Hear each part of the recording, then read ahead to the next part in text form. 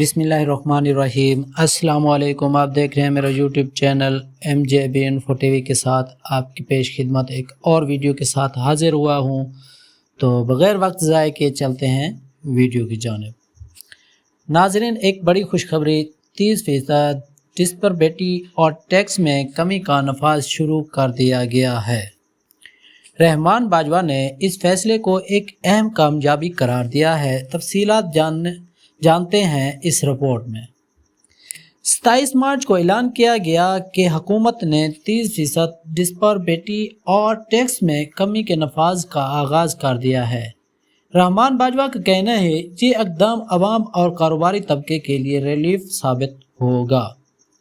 ماہرین کا کہنا ہے کہ اس کمی سے معیشت پر مثبت اثرات مرتب ہوں گے، جبکہ عوام نے بھی اس فیصلے پر خوشی کا اظہار کیا ہے۔